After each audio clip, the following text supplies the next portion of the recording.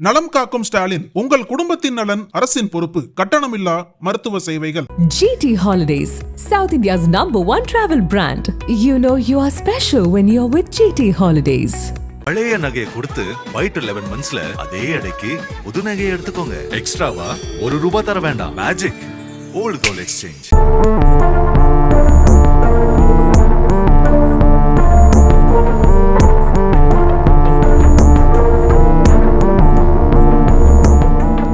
சேலம் மாவட்டம் இடங்கணசாலை அருகே உள்ள பூசாரிக்காடு பகுதியைச் சேர்ந்த 47 வயதான பழனிசாமி கூலி வேலை செய்து வந்துள்ளார்.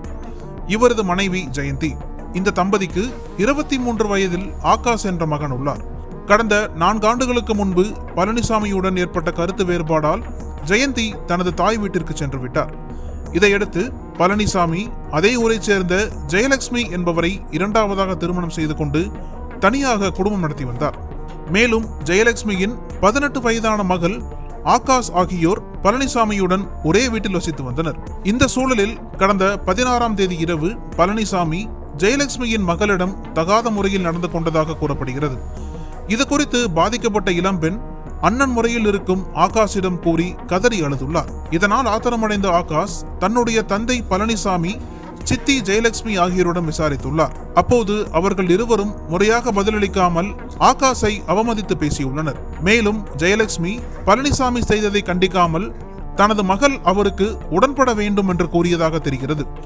இதனால் கொலைவரிக்கு ஆளான ஆகாஷ் தனது தந்தை பழனிசாமியையும் சித்தி ஜெயலட்சுமியையும் உருட்டுக்கட்டையால் அடித்து கொலை செய்தார். பின்னர் இந்த கொலையை மறைக்க திட்டமிட்ட ஆகாஷ் கத்தியால் இருவரது தலை, கை, கால்களை தனித்தனியாக வெட்டி எடுத்து உடல் பாகங்களை சாக்கு மூட்டையில் போட்டுள்ளார். அதன் பிறகு அவர்களுடைய தலை, கைகளை ஏகாபுரம் ஏரியிலும் உடல்களை தாளையூர் ஏரியிலும் வீசியுள்ளார். இந்த நிலையில் கடந்த ஒரு வாரமாக பழனிசாமி ஜெயலட்சுமி தம்பதி வீட்டில் இல்லாததால் உறவினர்கள் இது குறித்து கேட்டுள்ளனர். அதற்கு ஆகாஷ் அவர்கள் வெளியூருக்கு சென்று விட்டதாக கூறியுள்ளார்.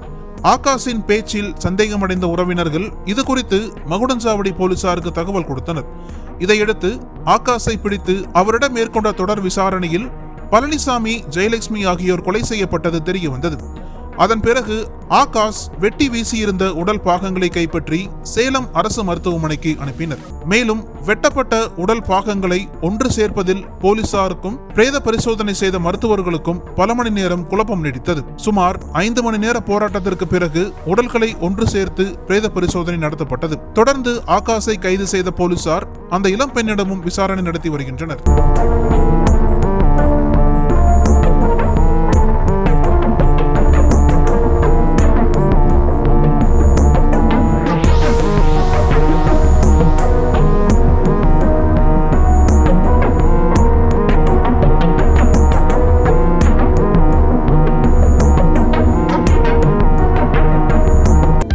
அனல் பறக்கும் செய்திகளை அப்டேட் செய்து கொள்ள நக்கீரன் களத்தை இப்பவே சப்ஸ்கிரைப் பண்ணுங்க.